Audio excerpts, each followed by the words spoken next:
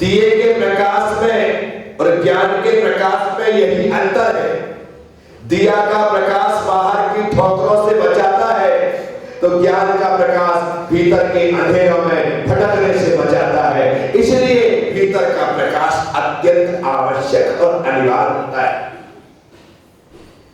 जो भी ज्ञानी हुए, जिनका बौद्धिक बल प्रबल रहा, जिनका क्षयोत्सव सबसे हटकर के रहा, उन्होंने अपने बुद्धि बल के माध्यम से, अपने ज्ञान के क्षयोत्सव के माध्यम से हमें वो दिव्यतम अमृतमय सूत्र प्रदान किए, जिन्हें सुन करके, जिन्हें पढ़ करके हमने अपना रास्ता चयन कर लिया। इसी श्रृंखला में एक नाम आता है अमोघ वर्ष। अमोघ वर्ष राजा थे, लेकिन राजा होने के बावजूद भी वे ऋषि थे। ये ना कैसी विपरीत बात लगती है कि कोई राजा हो, राजा होकर के ऋषि हो।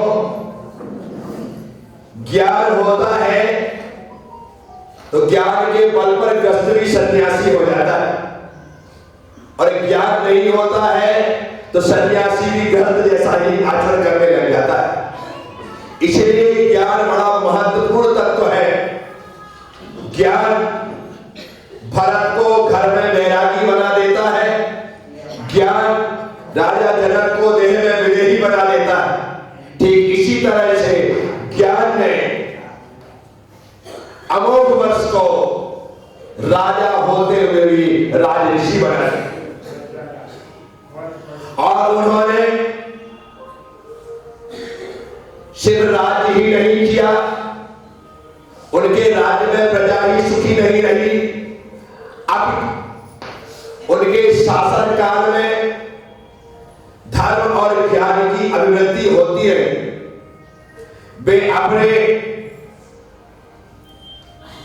उपदेशों से, अपने भाषणों से, अपने व्याख्यानों से अपने किए हुए कार्यों को नहीं गिनाते थे, क्योंकि उनके किए हुए कार्य दुनिया को स्वयं दिखाई देते। जब कार्य दिखाई देते हो तो गिनाने की आवश्यकता नहीं पड़ती। वर्तमान में सरकारें अपनी उपलब्धियां गिनाती कि हमने 5 साल में ऐसा किया, हमने 5 साल में वैसा किया। उनसे कहिए बताने की जरूरत नहीं है, हमें सब दिखाई दे रहा है। लेकिन पहले के राजा महाराजा ये उपलब्धियां गिनाते नहीं थे, वो कार्य करते थे। इसलिए वे राजऋषि अमोघ वर्ष अपनी प्रजा को नीति का उपदेश देते। वे राजऋषि अमोघ वर्ष अपनी प्रजा को धर्म का उपदेश देते। उपदेश ही नहीं देते थे, धर्म के रास्ते पर चलने की प्रेरणा देते थे। प्रेरणा ही देते थे, स्वयं चलते भी थे। जब स्वयं चलेंगे तो देखने वाले अपने आप पीछे पीछे चलना प्रारंभ कर देंगे। आज मैं यहाँ पर आकर के बैठा हूं और इस दिगंबर काया के साथ ऐसे मौसम में बैठा हूं, तो आप लोगों को घर से बाहर निकलने के लिए मजबूर होना पड़ता कि ये मानस से बैठ सकते हैं, तो क्या हम घर से बाहर नहीं निकल सकते? तो आप भी घर से बाहर निकल जाते हैं। जब हम चलते हैं तो हमारे पीछे चलने वाले भी मिल जाते हैं। बस ऐसे ही थे राजऋषि अमोघ वर्ष। इतना ही नहीं, उन्होंने अपना जीवन राजपाट करते तो जिया, लेकिन समाप्त नहीं किया। वे एक समय आया और आने के पश्चात उन्होंने राजपाट को त्याग करके दिगंबर मुद्रा धारण कर ली, दिगंबर दीक्षा ग्रहण कर। पहले राजऋषि थे, अब तो वो सही में ऋषि अवस्था को प्राप्त हो गए। मैं आप सबसे यह बात, यह संदेश इस प्रसंग के माध्यम से देना चाहता हूं। घर में रहते रहते मृत्यु को प्राप्त मत होना। मरना है निश्चित है, मरेंगे ये पक्का है, कब मरेंगे ये पता नहीं, यह पता बस। इसीलिए जिस चीज से हम अनभिज्ञ हैं, अपरिचित हैं, आप सबसे मैं कह रहा, और मृत्यु हमारे द्वार पर दस्तक दे, उसके पहले आप किसी संत के चरण पर दस्तक दे देना। मृत्यु तुम्हें लेकर के जाए, उससे पहले उनसे तुम दीक्षा ले लेना। ऐसा करोगे तो मृत्यु को तुम्हारे द्वार पर आने के बाद मरना पड़ेगा। या तो तुम मरो या मृत्यु मरे, किसे मारना है? मृत्यु को। क्योंकि हमारे तीर्थंकर भगवंतों को मृत्युंजय कहते। क्या कहते? जिन्होंने मृत्यु को जीत लिया है उन्हें मृत्युंजय कहते। तो आपको मृत्यु लेने के लिए आए, उससे पहले आप दीक्षा लेने पहुंच जाओ। इस आदमी को ले जाके क्या करेंगे? ये तो स्वयं चलने को तैयार है। मृत्यु से कहता है कि इतनी देर क्यों लगा दी, मैं तो कब से तेरा इंतजार कर रहा हूं, बचपन से सब कुछ छोड़ छाड़ करके बैठा, फोकट में तुमने 50 साल मुझे इंतजार करवाया, चल जल्दी कर। उसे लगता है यार लोग तो कहते हैं कि अभी और रुक जाओ, उन्हें कहता जल्दी कर। इसी कारण से उनके पास मृत्यु तो आती है, लेकिन मृत्यु महोत्सव बना करके जाती है। राज ऋषि अमोघ वर्ष ने दीक्षा ले और मुनि बन गए। मान्यखेड़ के राजा जगतुंग के पुत्र थे वे, और पिता के पश्चात राज सिंहासन पर आरूढ़ हुए थे। अद्भुत पराक्रम के धनी थे, किसी प्रकार से उनके पास बल का वैभव का कोई अभाव नहीं था। दूर सुदूर तक उनके राष्ट्र की सीमाएं फैली हुई थी। बड़ी बात यह है कि जिन आचार्य जिनसेन स्वामी ने आदि पुराण ग्रंथ लिखा, वे उन आचार्य जिनसेन स्वामी के शिष्य थे, उनके शिष्य। अब जिनका गुरु इतना महान, उनका शिष्य भी तो वैसा ही महान होगा। तो मैं राज ऋषि अमोघ वर्ष, जिन्होंने एक छोटा सा ग्रंथ लिखा जिसका नाम है प्रश्नोत्तर रत्नमालिका। क्या नाम है? जिसमें सिर्फ 29 गाथाएं, सिर्फ 29 गाथाएं, प्रश्नोत्तर रत्नमालिका। यानी कि उन्होंने 29 गाथाओं में पूरे आगम का सार भर दिया। निचोड़ करके जो सार तत्व था, वो इस ग्रंथ के सिर्फ 29 गाथाओं में भरने का प्रयास। बड़े बड़े पोथी पुराण पढ़ने के साथ यदि ये छोटा सा ग्रंथ भी पढ़ लिया जाए तो हमारा जीवन आमूल चूल परिवर्तित हो जाए। आचार्य ऋषि अमोघ वर्ष ने जो कुछ कहा है, उसके माध्यम से आपको जीवन जीने की कला सिखा। बस यही भावना के साथ इस लघु ग्रंथ का मैं शुभारंभ करने जा रहा हूं। इसका मंगलाचरण आप हम सब मिलकर के करेंगे। हाथ जोड़े, मैं बोलूंगा, आपको दोहराना है। प्रणिपत्य वर्धमानम प्रश्नोत्तर रत्नमालिकां वक्षे नागेन्द्ररामर वन्द्यम देवम देवादिपं वीरम। मंगलाचरण, मंगल आचरण या मंगल हो चुके हैं जिनके चरण, उनका स्मरण ही है मंगलाचरण। सिर्फ एक भजन गा देने का नाम मंगलाचरण नहीं है। जिनका आचरण मंगल है उनका स्मरण करने का नाम मंगलाचरण है। क्योंकि महापुरुषों का, तीर्थंकर भगवंतों का, गुरुजनों का स्मरण ही हमारे पापों का क्षय करने वाला होता है, पुण्य को लाने वाला।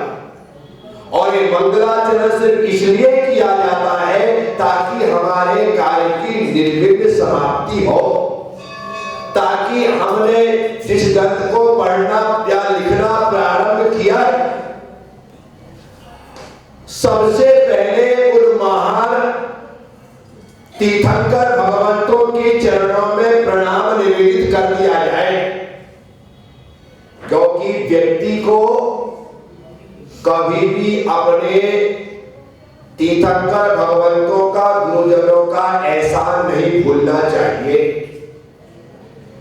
आज भगवान महावीर स्वामी की कृपा है, उनकी दिग्देशना हमें प्राप्त हुई। गुरु गौतम स्वामी की कृपा है कि उन्होंने द्वादशांग निर्वाणी का गुंथन किया। उसके पश्चात उन आराधी आचार्यों की कृपा हम पर रही। भद्रबाहु आचार्य अंतिम सुध केवली हुए। आचार्य भगवान कुंदकुंज स्वामी जैसे महान आचार्य हुए। आचार्य समर्थवत, आचार्य पूजपाल, आचार्य अगलकदेव विद्यानंदी जैसे हजारों आचार्यों की कृपा हम पर रही। उन आचार्यों के यशोगान करने में हम पीछे नहीं हो सकते हैं। हमें उनका स्मरण मंगल स्वरूप करना चाहिए। इसलिए मंगलाचरण में सबसे पहले तीर्थंकर भगवंतों और साधु संतों को नमस्कार किया जाता है।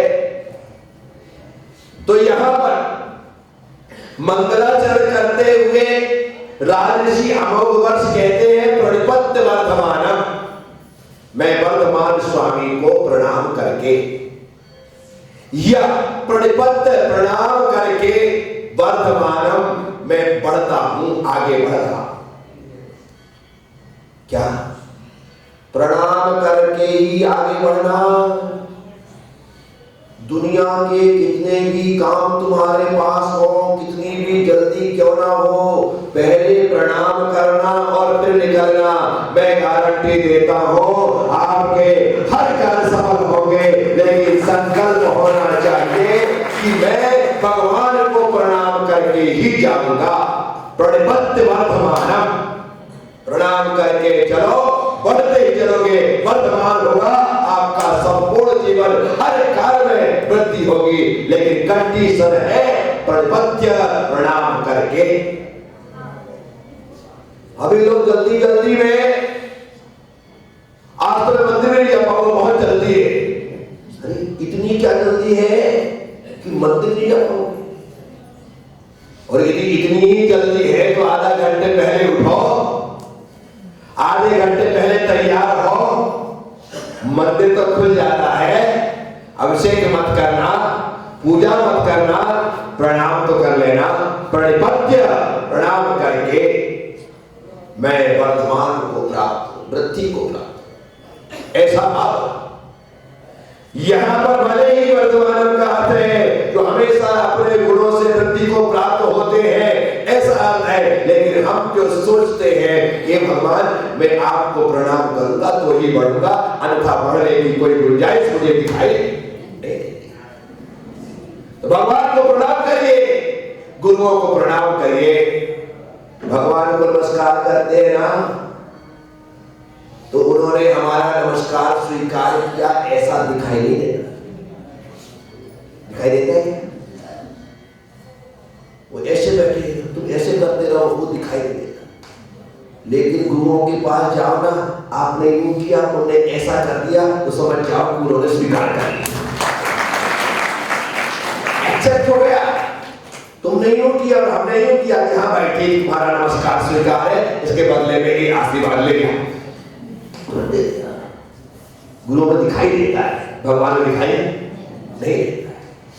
पर दिखाई नहीं देता इसका मतलब नहीं कि प्रणाम नहीं करना है।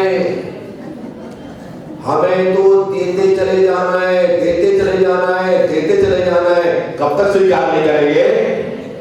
एक दिन तो दिए जाओ, दिए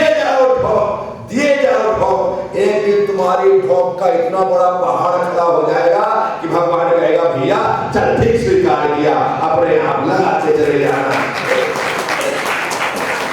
5 बार नमोकार में नमस्कार है। लोग कहते हैं यार ये भी कोई बात है कि नमो ताड़म नमो सीताड़म नमो आर्याड़म नमो अच्छाया नमो सताड़म अरे चिताचर पाते संसाधु बचपने की भगवान को नमस्कार नमस्कार नमस्कार। ये नमस्कार क्यों? आप झुक झुक करके नमस्कार का पहाड़ तैयार कर रहे हैं। क्या कर रहे हैं? और यदि इस पहाड़ पर वो शांतिनाथ एक दिन विराजमान हुए तो तुम्हारा उछाल निश्चित है। जितना कर सको उतना करना। बस प्रभु हमारे भीतर आकर के विराजमान हो जाएंगे भाव लेकर। तो प्रणाम करोगे तो बढ़ोगे, प्रणाम करोगे तो प्रणाम का परिणाम क्या आएगा? ये आपका प्रणाम ही बदलाए। यदि आपने सम्यक प्रणाम किया है तो मेरी गारंटी है परिणाम सम्यक आए। और यदि मिथ्या प्रणाम किया है तो मैं लिख के दे सकता हूं परिणाम भी। आचार्य महाराज स्वामी कह रहे सम्यक प्रणाम।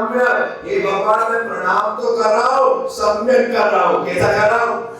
सम्यक कर रहा हूं। और जैसे उन्होंने सम्यक प्रणाम किया सम्यक परिणाम आया, तल करके 48 तले टूट गए।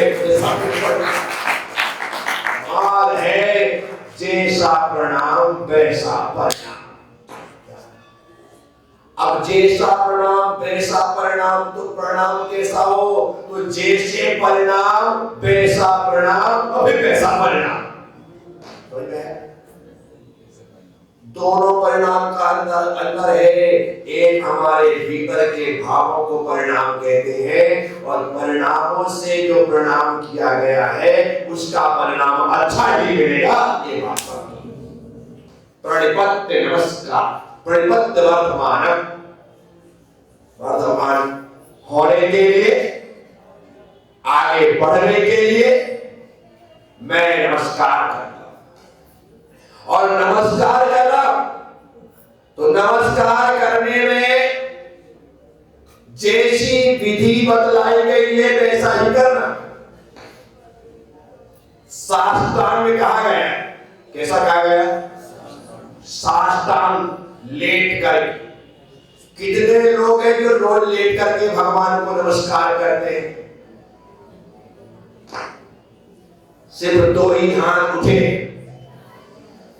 क्या लेट करके नमस्कार।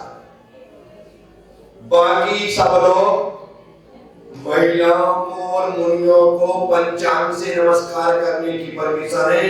हम लेट नहीं सकते क्या?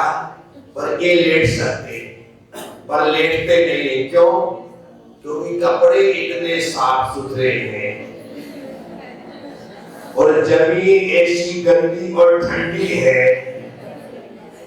ठंड के कारण कुछ लेट नहीं पाते और गंदगी के कारण कुछ लेट नहीं पाते। आप भी पूरे इसलिए मंदिर की ड्रेस में जाओगे तो लेटने में संकोच नहीं होगा। धोती दुपट्टा पहन के जाओ, वो यही के काम के घर जाकर के धुलना है। कौन देखने वाला? आप सूटेड बूटेड होकर के आओ, ऐसा लगे जैसे तुम ऑफिस जा रहे हो।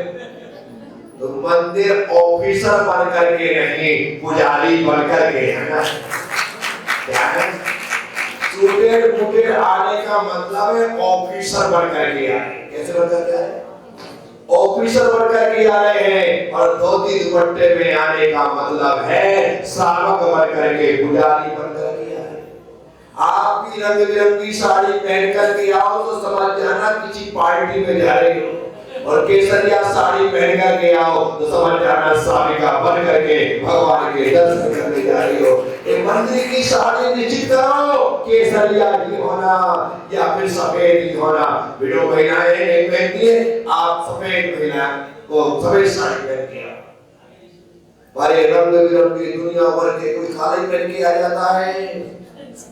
ये कपड़े काले या मन भी काला है, बता तो सही। मत करिएगा। द्रव्यलेस्या में कम से कम पीठ और सुपलेस्या हो, इसका ख्याल रखो। भावलेस्या तो बाद में देखेंगे। क्या तो ऑफिसर बन के नहीं आना है, ऑफिसर बन के नहीं है, क्या बन के आना है? साहब बन के आओ, पुजारी बनकर के आओ। आना ये तो जैसे आना चाहिए वैसे आओ ना। बच्चा स्कूल में बिना ड्रेस के जाए तो गेट के बाहर से ही, यानी कि प्रिंसिपल बाहर नहीं करता है, टीचर बाहर नहीं करता, चौकीदार बना लेता है। कमाल है, चौकीदार बना लेता है, ड्रेस पहन कर गया टीचर। अब आप विचार करो, तुम बिना ड्रेस के आ रहे हो, कितने बार तुम्हें मंदिर के चौकीदार ने भगाया होगा?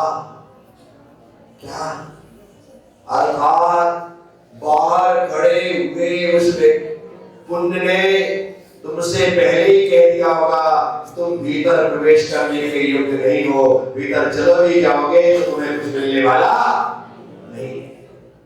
स्वीकार करिए, मंदिर की ड्रेस निश्चित करिए, यहां पर आओ, शादी में जैसे जाना है वैसे जाओ, कोई मनाही नहीं।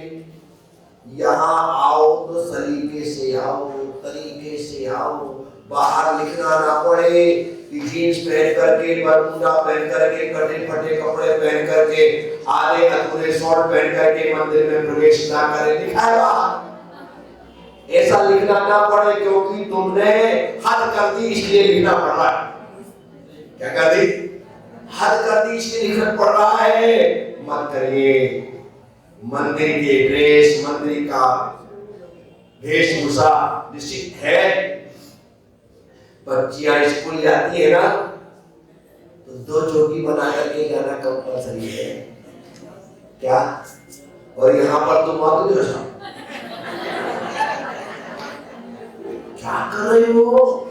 ऐसे जूता ले बन करके रह जाएगी भैया, मत करिए। 2 चोटी नहीं तो 1 चोटी बिल्कुल व्यवस्थित बंधी हुई हो, बाल ढके हुए हो, सिर ढका हुआ हो, और आप किसके द्वार पे आ रहे हो? इन्हें क्या दिखाओगे? इसके केवल ज्ञान में सब कुछ दिखाई देता है। अरे बुलंदों को दिखाओ, जहां पर तुम जाकर दिखाने जा रहे हो।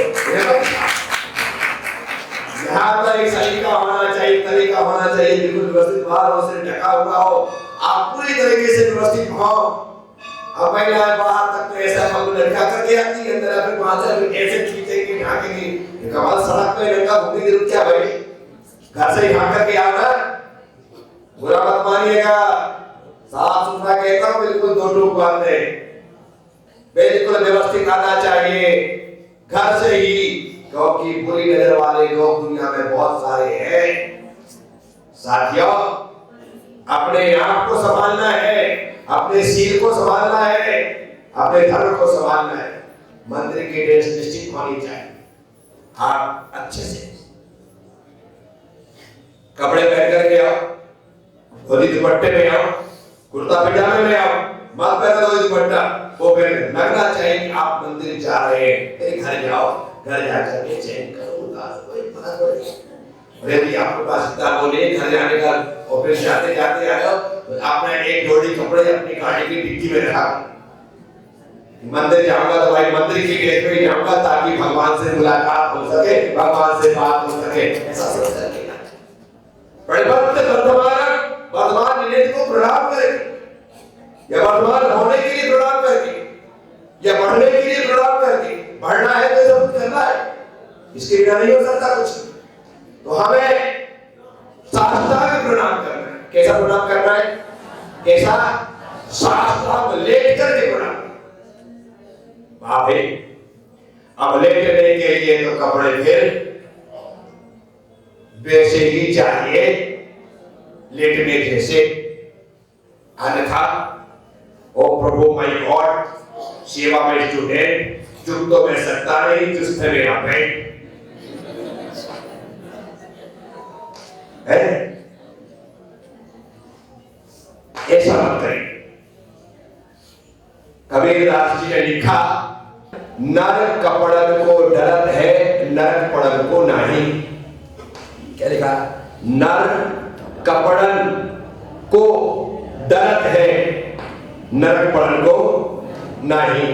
अब इसी को यदि संधि कर दो तो नर कपड़न को डरत है। नरक नरक नर को कपड़न का काय हाला तो नरक और पड़न नर कपड़न नर नर कपड़न और नर का कपड़न का काय यहां कर दो तो नरक और पड़न। कबीर कहता है नर कपड़न को डरत है नरक पड़न को नहीं। कपड़ों की चिंता करता है लेकिन बेटा नरक चला जाएगा उसकी किसी को फिक्र नहीं है। कितनी बड़ी बात कबीर ने लिख दी है। मैं आपसे कहता हूं भगवान के चरणों में लेटना शुरू करो। धन दौलत सुख संपत्ति तुम्हारे लिए ना लौटे तो मुझसे कहना एक बार तो भगवान के चरणों में लेट लेट कर अद्भुत आनंद है। संपूर्ण प्रणाम साष्टांग से पूरा हाथ फैला करके लेट गए। जो ऊर्जा मिलेगी ना वो अद्भुत होगी, वो शक्ति मिलेगी ना वो अद्भुत होगी। इसीलिए मैं आप सबसे प्रणिपत्य वर्तमानम रत्नमाली प्रश्नोत्तर रत्नमालिका पक्षे। मैं प्रश्नोत्तर रत्नमालिका को कहूंगा ऐसा उन्होंने संकल्प किया। क्या किया? जो कुछ भी करना है संकल्प पूर्वक ही करना। बिना नियम के कोई काम करोगे तो कभी वो काम पूरा कभी काम पूरा। तुम्हारा नियम है रोज देव दर्शन का इसलिए रोज कर रहे। नियम नहीं हो तो ऐसा मौसम होते ही एक करवट और क्योंकि नियम नहीं और नियम हो तो अलार्म बजते ही खड़े दिखते उठ करके तैयार क्योंकि नियम है। बिना संकल्प के कुछ नहीं हो सकता। यहाँ पर आचार्य महाराज अमोघ वर्ष राजऋषि कहते हैं प्रश्नोत्तम रत्नमालिका पक्षे। अब मैं रत्नमालिका को कहूंगा संकल्प पूर्वक संकल्प करिए। रात्रि भोजन का त्याग है तो अपने यहाँ आप रात होने से पहले घर आ जाओगे या 1 घंटे 2 घंटे पहले फोन लगा करके टिफिन मंगवा लोगे या फिर आसपास से जो जैसा मिलेगा खा के काम चला लोगे। त्याग है तो और नहीं है तो ना घड़ी दिखाई देती है ना दिन दिखाई देता है ना रात को। अपने को तो सब चलता है। क्या होता है? नहीं संकल्प होगा तो सब कुछ मैनेज होता है। अब रात्रि भोजन त्याग है तो अब आपसे मैं पूछता हूं कि आपको कोई तकलीफ आती है कि सब मैनेज हो जाता है ना? तो देवेंद्र जिन लोगों को तकलीफ आती है उनसे कहना कि भाई तू मेरे साथ तो 4 दिन रह करके देख कोई तकलीफ नहीं होती, कोई तकलीफ नहीं होती। तो वो जैसे तुम सोचते ना कि महाराज बनना बहुत कठिन काम है, मैं लोगों से कहता हूँ कि 4-6 महीने हमारे साथ रह करके देखो कोई कठिनाई नहीं। अपने आप वैसा रंग आ जाता है, अपने आप वैसा रंग। ये बच्चा बैठा था संस्कार, उम्र कितनी है? हाथ पांव में दम नहीं, हम किसी से कम नहीं है, छोटा सा है। वही धोती, एक पतला सा दुपट्टा और पतली सी बंडी, कोई इनर नहीं, कोई स्वेटर नहीं, कोई कुछ नहीं, छोटे ही है। तो तुम्हारा बच्चा हो अभी तो ऊपर से इस तरह से, तुम्हारे बच्चे को देखो हमारे बच्चे को देखो, क्या फर्क पड़ता है? शेर का बच्चा तो शेर ही होगा ना, इधर गलत थोड़ी होगा। ऐसे क्या बच्चा है ऐसी शादी में भी बराबर तरीके से बैठा हुआ। यहाँ पे सत्संग करने ऐसा आ जाता है, अभी बोलो दीक्षा ले बेटा, अभी तैयार, बोलो दीक्षा ले, केस नोट कर, अभी तैयार, केस नोट करवाने को तैयार बैठा है, दीक्षा लेने को तैयार बैठा है। क्या है बेटा? अभी 4 बार केस, 4 बार केस नोट हो गए। उम्र कितनी है? 14 साल की तो ये है। विचार करने ऐसा है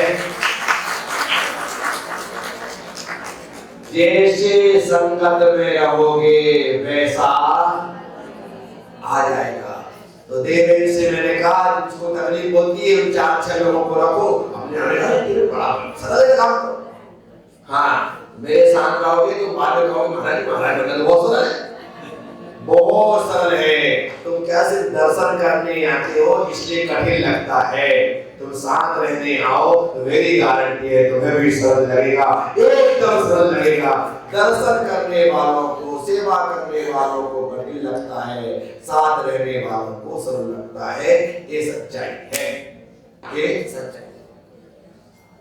पानी को दूर से देखो तो गहरा लगता है, उतर जाओ तो कुछ भी नहीं है। बस साथियों में आप सबसे कह रहा हूं संकल्प पूर्वक आगे बढ़िए। कोई भी कार्य करना है बिना संकल्प के वो पूरा नहीं होगा। प्रश्नोत्तर रत्नमालिका बख्शे मैं उसे कहूंगा, ऐसा कहूंगा शब्द ही संकल्प का प्रतीक है। इसका प्रतीक है मैंने संकल्प कर लिया। फिर कहते हैं नाग नरामर वंद्यम, जो नागेंद्र धरणेंद्र के द्वारा, नर मतलब चक्रवर्ती के द्वारा, अमर मतलब देवताओं के द्वारा, वंद्यम जो वंदनीय है, वंदित है, देवा देवम देवादिपम वीरम, वे देवाद देव वीर महावीर भगवान, उनको मैं नमस्कार करता हूं। साथियों राज ऋषि अमोघ वर्ष ने यह संकल्प कर लिया है कि मैं अब भगवान महावीर स्वामी को नमस्कार करके इस प्रश्नोत्तर रत्नमालिका ग्रंथ को कहूंगा। तो मैं आचार्य प्रज्ञा सागर राजऋषि अमोघ वर्ष के इन वचनों को आप सब तक प्रवचन बना करके पहुंचाने का एक सार्थक प्रयास करूंगा, ताकि ये पंक्तियां आपको सही पंक्ति में ला करके खड़ी कर सके, ये लाइनें आपको सही लाइन दे सके। बस इसीलिए इन ऋषियों का, इन मुनियों का, इन साधुओं का, इन संतों का, निग्रंथों का, निर्ग्रंथों का हमें सहारा लेना पड़ता है, ताकि हमारा रास्ता एकदम सरल सहज और सुगम हो जाए। आप सबने सुना है, अनुग्रहित हूं, उम्मीद और विश्वास रखूंगा आप हम सब लोग इन बातों को सुन समझ करके अपने जीवन को समुन्नत बनाएंगे। और नमः सबसे क्षमा, सबको क्षमा। जय गुरुदेव, जय।